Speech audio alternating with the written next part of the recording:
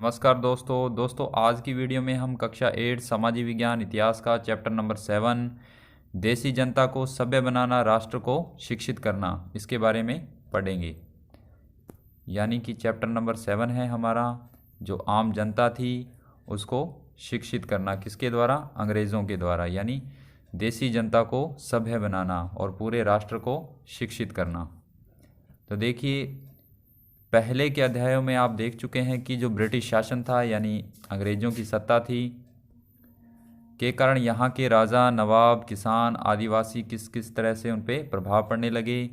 इस अध्याय में हम ये समझने का प्रयास करेंगे कि इन चीज़ों से विद्यार्थियों के जीवन पर क्या असर पड़े। विद्यार्थियों के जीवन को समझना इसलिए ज़रूरी है क्योंकि भारत में अंग्रेज जो थे केवल भू क्षेत्र पर विजय और आय पर नियंत्रण नहीं चाहते थे। उन्हें लगता था कि उनका एक सांस्कृतिक मिशन भी है, यानी वो केवल यहाँ पर अधिकार करने या विजय प्राप्त करने या अधिकार करने के उद्देश्य से के अलावा भी कुछ और भी यानी कि उनका मिशन था।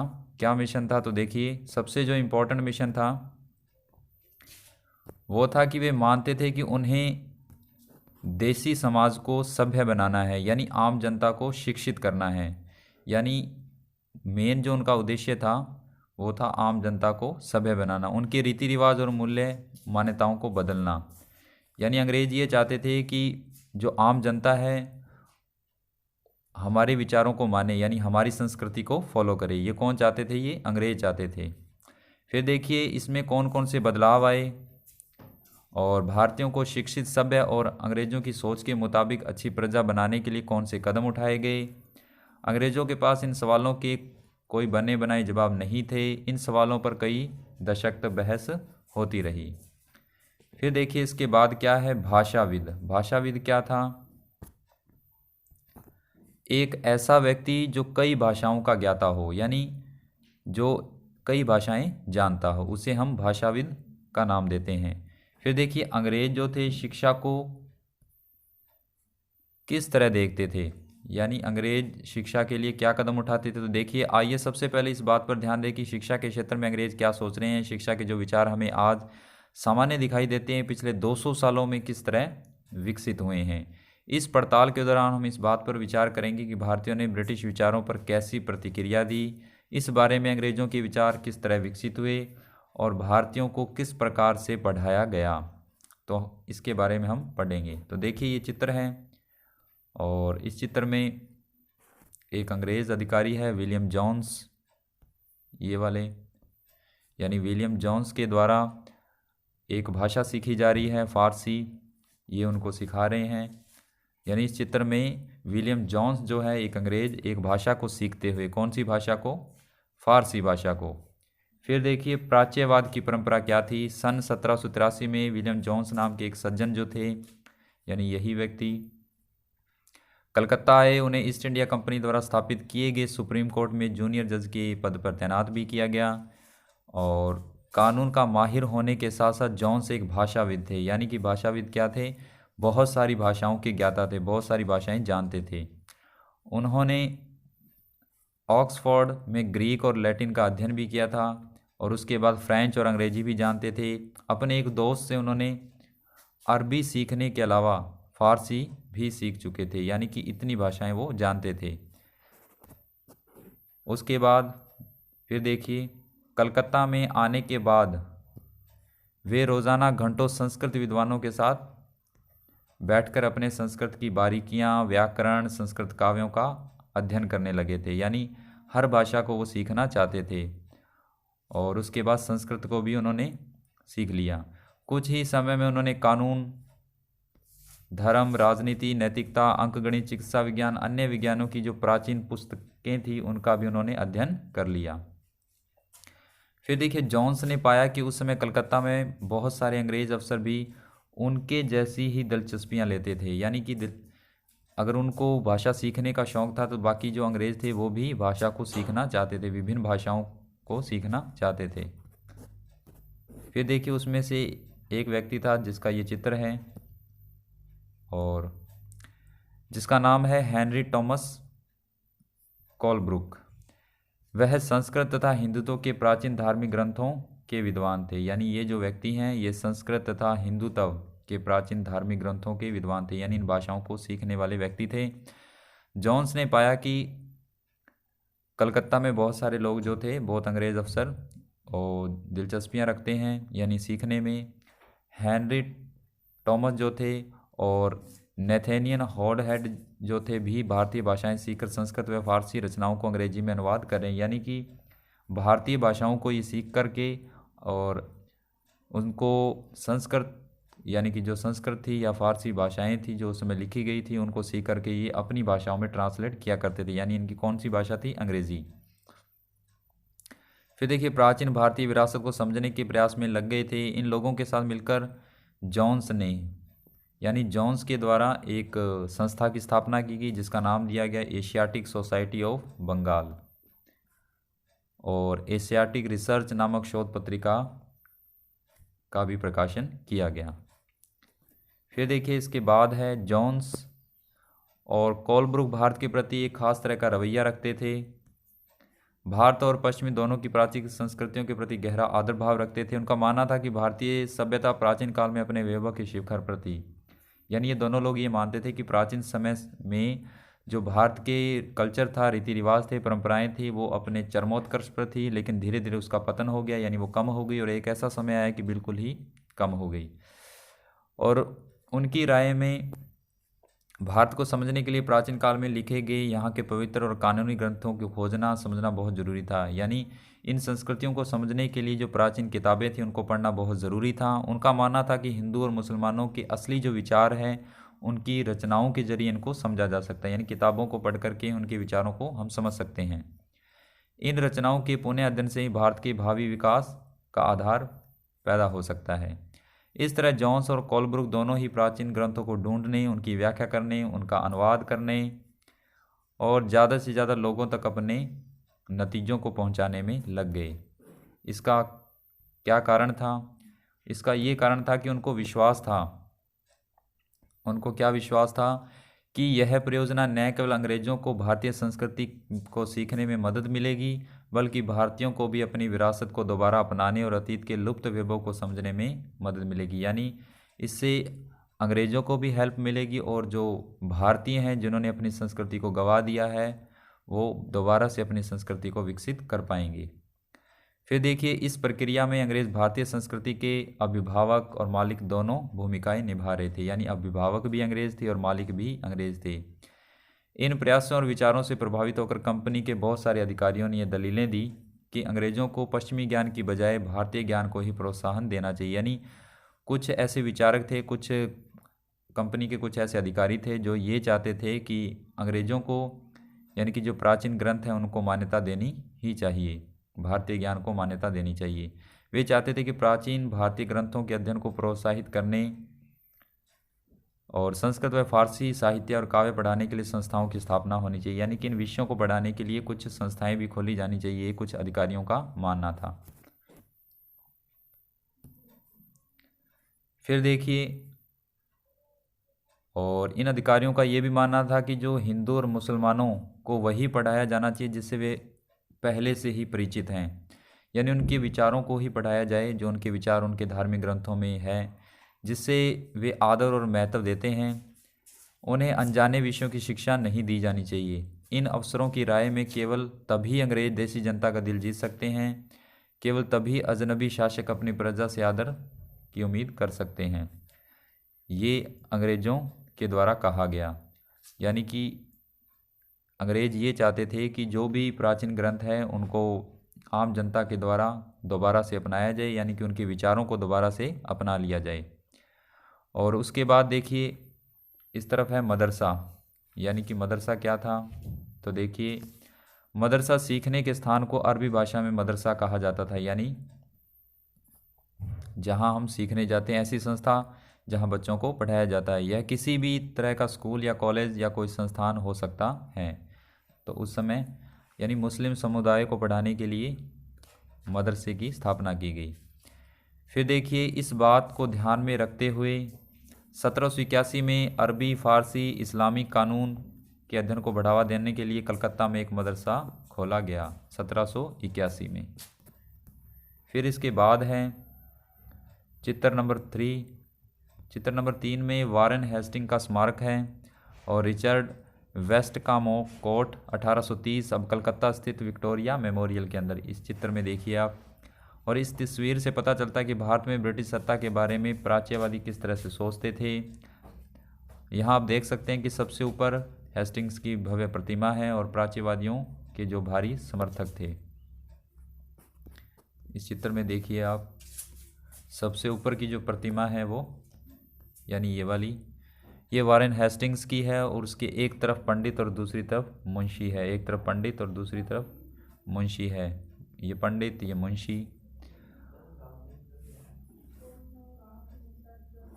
और उसके बाद देखिए हेस्टिंग्स व अन्य प्राच्यवादी विद्वानों में विभिन्न भारतीय भाषाएं सीखना चाहते थे, जिन्हें कई बार बोलियां समझने और वर्नाकुलर का नाम दिया। यानी वर्नाकुलर क्या होता था? वर्नाकुलर प्राचीन यानी कि अंग्रेज़ों ने भाषाओं को वर्नाकुलर का नाम दिया, यानी कि उस समय की जो बोली जाने वाली भाषाएं थी उनको अंग्रेज़ों के द्वारा क्या नाम दिया गया? वर्नाकुलर भाषाओं को कहा जाता है, बोलियों को कहा जाता है। स्थानीय रीति रिवाज कानून के बारे में जानना चाहते थे, प्राचीन ग्रंथों के अनुवाद और व्याख्या में मदद चाहते थे। हेस्टिंग ने पहल करके कलकत्ता मदरसे की स्थापना की। उनका विश्वास था कि यहाँ के रीति रिवाज और यहाँ की ज्ञान क्षमता भारत में ब्रिटिश शासन के आधार होने चाहिए। तो ये सभी जो लोग थे ये तो चाहते थे प्राच्यवाद को विकसित करना, यानी प्राचीन विचारक जो थे, प्राचीन विचार थे धार्मिक ग्रंथों में, उनको दोबारा जनता तक पहुंचाना चाहते थे ये सारे। फिर देखिए 1791 में क्या हुआ? 1791 में बनारस में हिंदू कॉलेज की स्थापना की गई। यहाँ प्राचीन संस्कृत ग्रंथों की शिक्षा भी दी गई, देश का शासन चलाने में मदद मिले। परंतु कंपनी के कई जो अफसर थे वो सहमत नहीं थे। बहुत सारे जो थे वो इसके कटु आलोचक थे। यानी कि अब तक तो हमने ये पढ़ा कि जितने भी अंग्रेज आए वो चाहते थे कि जो प्राचीन विचारक हैं, जो प्राचीन विचार हैं, वो लोगों तक वापस पहुंचाया जाए ताकि लोग अपनी खोई हुई संस्कृति को दोबारा विकसित कर सकें। लेकिन कंपनी के कुछ, जो ब्रिटिश कंपनी थी उसके कुछ और अधिकारी थे जो इस नीति से खुश नहीं थे। अब देखिए प्राच्यवादी क्या होता है?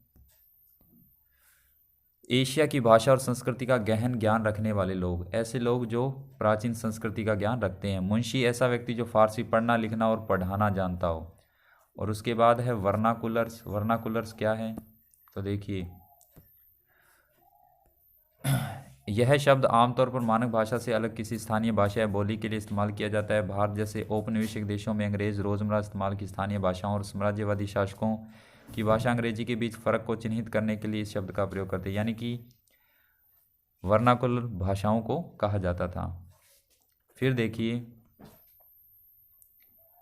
पूर्व की जघन्य गलतियां। 19वीं सदी की शुरुआत में बहुत सारे अंग्रेज अफसर शिक्षा के प्राच्यवादी दृष्टिकोण की आलोचना करने लगे, यानी वो सहमत नहीं थे प्राचीन विचारों से।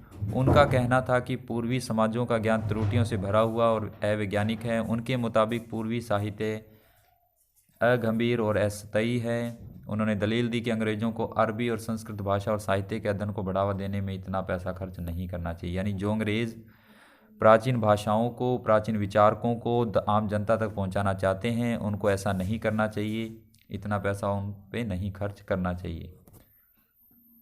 कुछ अधिकारियों का ये कहना था।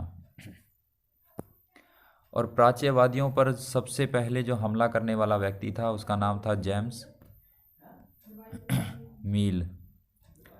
उनका विश्वास था कि अंग्रेज़ों को देसी जनता को खुश करने, उनका दिल जीतने के लिए जनता की इच्छा के हिसाब से उनकी भावनाओं को ध्यान में रखते हुए शिक्षा नहीं देनी चाहिए। यानी कि ये खिलाफ था प्राच्यवादियों के, प्राचीन विचारकों के। उनकी राय में शिक्षा के जरिए उपयोगी व्यवहारिक चीज़ों का ज्ञान देना चाहिए, यानी ऐसी चीज़ों का ज्ञान देना चाहिए जो वैज्ञानिक दृष्टि से, वैज्ञानिक दृष्टिकोण से बेहतर हो। इसलिए भारतीयों को पूर्वी समाज के काव्य और धार्मिक साहित्य के बजाय ये पढ़ाना जाना चाहिए कि पश्चिम ने किस तरह की वैज्ञानिक और तकनीकी सफलताएं हासिल की है। यानी कि लोगों के द्वारा या अंग्रेज़ों के द्वारा किस प्रकार की वैज्ञानिक और तकनीकी सफलताएं हासिल की है, इन चीज़ों को पढ़ाया जाना चाहिए लोगों को, ना कि उनके प्राचीन संस्कृति को। ये अंग्रेज़ों का कहना था। फिर देखिए 1830 के दशक तक प्राच्यवादियों का विरोध और तीखा होता गया। थॉमस मेकाले इन आलोचकों में सबसे मुखर और प्रभावशाली विचारक थे। पहले जेम्स आए जो कि प्राचीन विचारों से सहमत नहीं थे, और उसके बाद जो सबसे ज़्यादा कटु आलोचक थे उसका नाम था लॉर्ड मेकाले। ये क्या कहते थे कि वह भारत को असभ्य मानते थे, जिन्हें सभ्यता का पाठ पढ़ाना जरूरी था। मेकाले के मुताबिक पूर्वी ज्ञान की कोई भी शाखा इंग्लैंड की प्रगति के समकक्ष नहीं थी, यानी कि इंग्लैंड उनसे ज़्यादा प्रगतिशील है, यानी भारत इतना प्रगतिशील नहीं है जितना कि इंग्लैंड है। ये कौन कहते थे? ये लॉर्ड मेकाले कहते थे। उनका एक कथन भी है, देखिए, कि एक अच्छे पुस्तकालय यानी कि यूरोप का जो पुस्तकालय है उसका केवल एक खाना भारत और अरब के पूरे साहित्य के बराबर है। यानी भारत का जो साहित्य है वो कम है, यानी उसको कम आंका गया, और जो यूरोप का पुस्तकालय का एक खाना है उसको अधिक आंका गया। यानी कि उसकी तुलना की गई है कि यूरोप का जो लोग हैं, यूरोप के जो सभ्यताएं हैं वो ज़्यादा सर्वश्रेष्ठ है भारत की सभ्यताओं से। उसके बाद देखिए, उनका तर्क था कि भारत में ब्रिटिश सरकार को प्राच्यवादी ज्ञान पर सरकारी पैसा बर्बाद नहीं करना चाहिए, इससे कोई फ़ायदा होने वाला नहीं है। ये जो चित्र देख रहे हैं आप, ये उन्हीं का चित्र है, थॉमस बेबिंगटन मेकाले और उनका अध्ययन कक्ष। ये जो व्यक्ति है यही थॉमस मेकाले है, यानी लॉर्ड मेकाले भी इन्हें कहते हैं। ये प्राच्यवादियों के खिलाफ थे, यानी प्राचीन जो विचारक थे या विचार थे जो धर्म ग्रंथों में लिखे थे उनके बिल्कुल खिलाफ थे। ये चाहते थे कि जो भाषा होनी चाहिए वो अंग्रेजी होनी चाहिए, यानी जो भी लोगों को ज्ञान दिया जाए वो अंग्रेजी भाषा में दिया जाए, ना कि संस्कृत में या उनकी जो भी भाषा थी पहले आम जनता की उसमें नहीं होना चाहिए ज्ञान, अंग्रेजी में होना चाहिए। फिर देखिए, उनका तर्क था कि क्या तर्क था कि भारत में ब्रिटिश सरकार को प्राच्यवादी ज्ञान पर सरकारी, ये तो हो गया। गहन ऊर्जा और आवेशपूर्ण मेकाले ने अंग्रेजी भाषा सिखाने की जरूरत दी, यानी कि वो चाहते थे कि कौन सी भाषा इंपॉर्टेंट है? अंग्रेजी भाषा। और उसके बाद फिर देखिए, अंग्रेजी के ज्ञान से भारतीयों को दुनिया की सर्वश्रेष्ठ साहित्य कृतियों को पढ़ने का मौका मिलेगा। यहाँ लोग पश्चिमी विज्ञान और दर्शन, यानी कि अगर अंग्रेजी सीखेंगे लोग तो उनको अंग्रेज़ों के बारे में जानने का मौका मिलेगा। जो दृष्टिकोण है, वैज्ञानिक दृष्टिकोण, विज्ञान के अंदर क्या क्या खोजें हुई है इसके बारे में जानने का मौका मिलेगा। अंग्रेज़ों के रीति रिवाज, जो उनकी परंपराएं हैं, उन सभी के बारे में जानने का मौका मिलेगा यदि आम जनता कौन सी भाषा सीखती है? अंग्रेज़ी। फिर उसके बाद देखिए, मेकाले के विवरण के आधार पर 1835 का अंग्रेजों का शिक्षा अधिनियम पारित हुआ। फैसला किया गया कि अंग्रेजी को उच्च शिक्षा का माध्यम बनाया गया। अब देखिए, मेकाले की बात मान ली गई और एक अधिनियम पारित हुआ जिसमें सर्वश्रेष्ठ भाषा किसको माना गया? अंग्रेजी को, और बाकी जो प्राचीन भाषाएं थी उनको कम आंका गया। और उसके बाद देखिए, अंग्रेजी को उच्च शिक्षा बनाया गया। कलकत्ता मदरसे और बनारस जो संस्कृत विश्वविद्यालय थे या कॉलेज थे, यानी कि महाविद्यालय थे, वहाँ पर प्राचीन जो संस्थाएं थी उनको प्रोत्साहन न दे करके कौन सी भाषा को प्रोत्साहन दिया गया? अंग्रेजी को।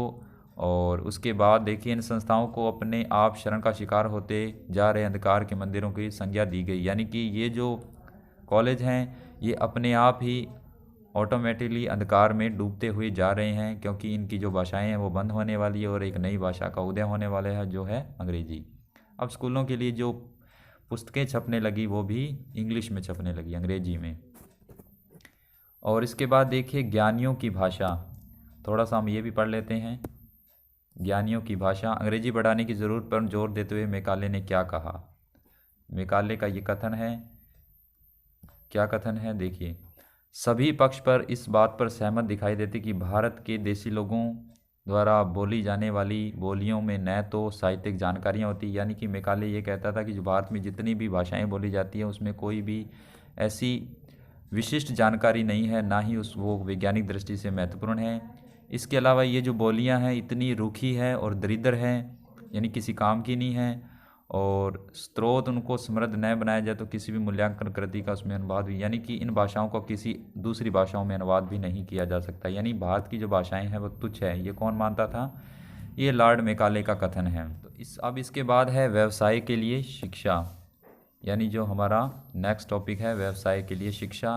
ये हम इसके नेक्स्ट पार्ट में कवर करेंगे, क्योंकि आज के लिए इतना काफ़ी है। और ये अगर हम इसको कवर करेंगे या पढ़ेंगे तो ये चैप्टर काफ़ी बड़ा हो जाएगा, तो इसको हम नेक्स्ट पार्ट में कवर करेंगे। तो आज के लिए बस इतना ही, और मिलते हैं नेक्स्ट पार्ट में। तब तक के लिए अपना ख्याल रखें, सुरक्षित रहें, और वीडियो पसंद आने पर वीडियो को लाइक करें, ज़्यादा से ज़्यादा शेयर करें और कमेंट्स भी करें। इसी उम्मीद के साथ मिलते हैं नेक्स्ट पार्ट में। तब तक के लिए धन्यवाद।